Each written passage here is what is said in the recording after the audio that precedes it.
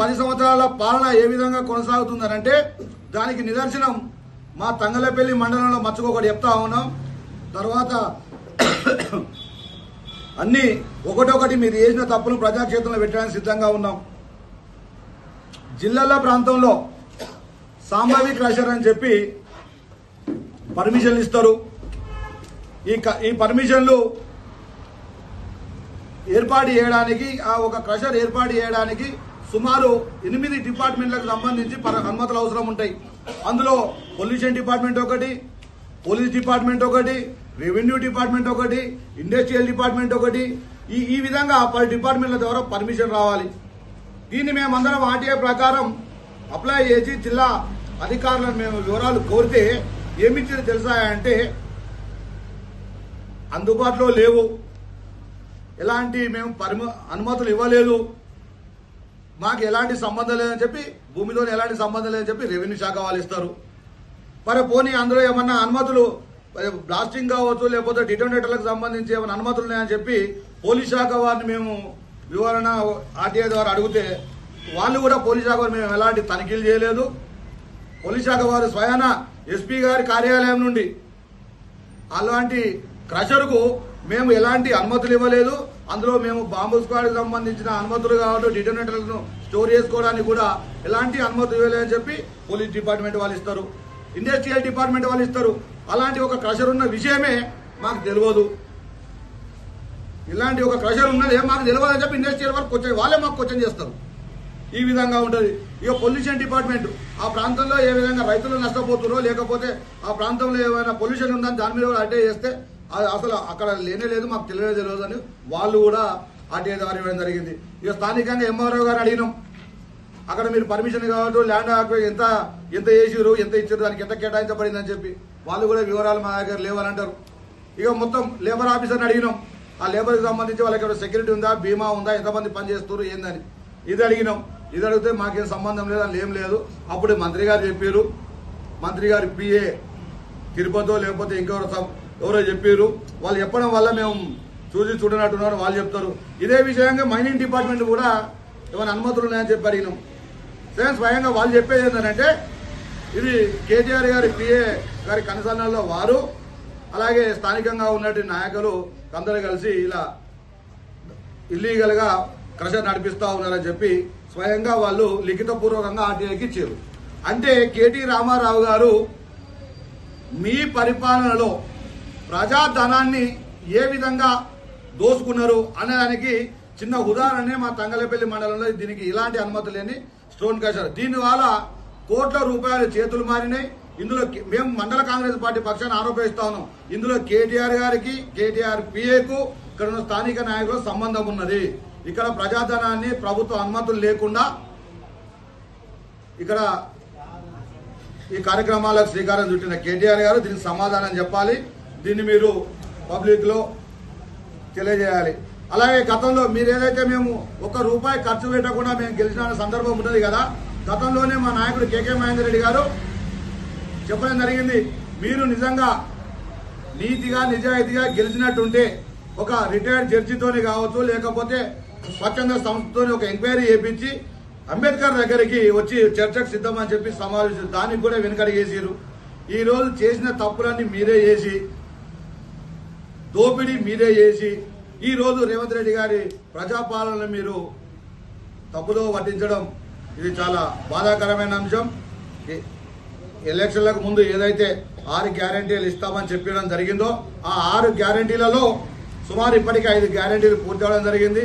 ఇంకొకటి మినహా ఏదైతే పింఛన్ ఉందో ఆ పింఛన్ల మీద కూడా సమగ్ర విచారణ జరుగుతూ ఉంది, ఎంక్వైరీ చేస్తూ ఉన్నారు.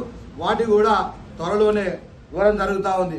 ఇవన్నీ జీర్ణించుకోలేని కేటీఆర్ గారు తప్పుడు ప్రచారాలు శ్రీకారం చుడుతున్నారు కాబట్టి ఖబర్దార్ అని చెప్పి సందర్భంగా హెచ్చరిస్తూ రేవంత్ రెడ్డి గారు కానీ అలాగే కాంగ్రెస్ పార్టీ నాయకుల పరిపాలన మీరు తప్పుదో పట్టాలని చూస్తే మీకు ప్రజాక్షేత్రంలో తప్పకుండా బుద్ధి చెప్తామని సందర్భంగా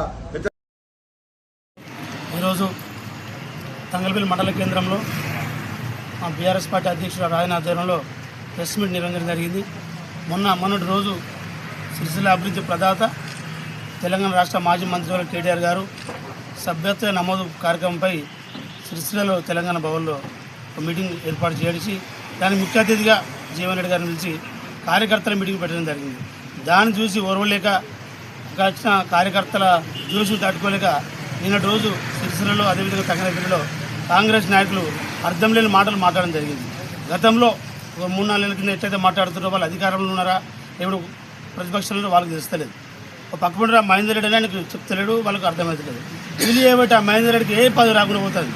ఇక్కడ కేవలం తంగలపల్లి మండల కాంగ్రెస్ నాయకులు చేయబట్టే వీళ్ళు చేసే అరాచకాలు, వీళ్ళు చేసే బ్లాక్మెయిల్ రాజకీయాలకు మహేందర్ రెడ్డికి ఉన్న విలువ మొత్తం పోయింది. ఏటి దాకా వచ్చిందంటే వాళ్ళ గురించి మహేందర్ రెడ్డికి పదవి రావాలని హైదరాబాద్లో గాంధీ భవన్లో ధర్నా చేసే కార్యక్రమానికి వచ్చింది.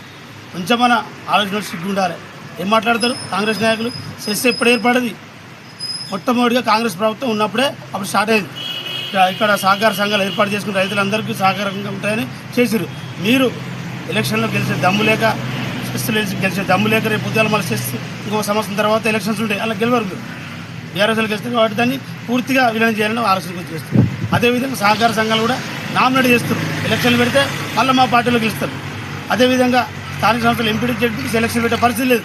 వెళ్తే మళ్ళీ మేమే గెలుస్తారు. ఎందుకంటే ప్రజలలో మీరు అట్టున్నారు. మీరు ఇచ్చిన హామీలన్నీ ఏ ఒక్కటి నెరవేర్చలేదు. మీ గ్రామాలలో తిరిగే పరిస్థితి లేదు. రైతు బంధు ఎగ్గొట్టిరు. మీరు స్కూటీలు ఇస్తామని చెప్పారు, మహిళలకు 20,000 స్కీమ్ పెట్టి ఇస్తామని చెప్పారు. ఏ ఒక్కటి నిరుద్యోగులకు 2 లక్షల ఉద్యోగాలు ఇస్తారని ఎగ్గొట్టిన దద్దమ్మ ప్రభుత్వం, చేతగాని ప్రభుత్వం మీది. ఈ ముఖ్యమంత్రి ఏం మాట్లాడతాడు? ఎప్పుడైనా రెచ్చగొట్టే విధంగా మాట్లాడతారు. కానీ అతను చేసిన పనులు ఏం లేవు. ప్రతి రాష్ట్రంలో ఎక్కడికైనా కేసీఆర్ పేరు యాడ్ చేస్తే తప్పితే రేవంత్ రెడ్డి అన్న వాళ్ళు యాడ్ చేస్తున్నారు. అది ఆయన ఏంటంటే పదవి కాపాడుతున్నందుకు కార్యక్రమం చేస్తుంది. ఇక్కడ కూడా నాయకులు మీకేమైనా ఉంటే, మీకేమైనా ఆధారాలు ఉంటే చెప్పాలి. ఇక్కడున్న మీరు ప్రభుత్వం వచ్చి, కాంగ్రెస్ ప్రభుత్వం వచ్చి దగ్గర 2 సంవత్సరాలు అయింది. ఏ ఒక్క పరిశ్రమను నెలకొన్నదా?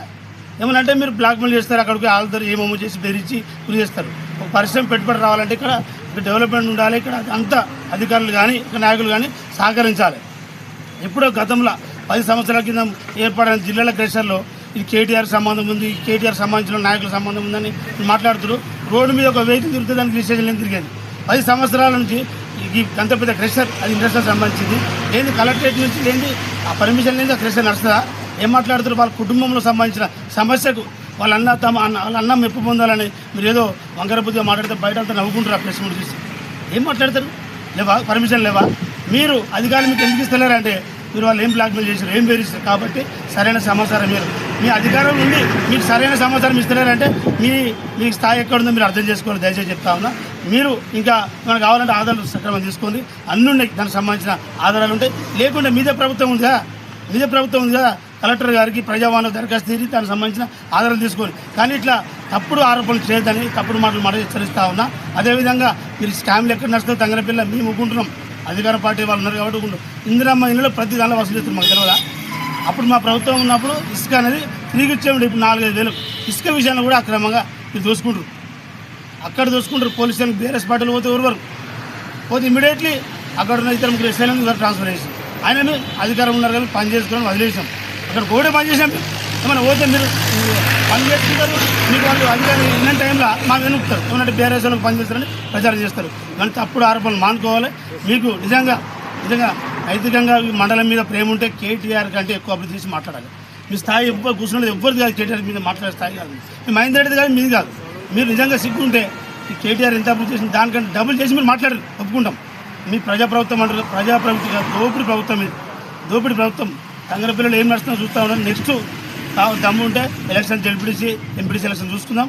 మీ ప్రభుత్వం ఏం చేసింది, మా ప్రభుత్వం అది చూసుకోవాలి. కానీ ఇలాంటి తప్పుడు మారు పనులు, ఈ బ్లాక్ మెయిల్ రాజకీయాలు బంద్ చేయాలని మరొకసారి హెచ్చరిస్తాం.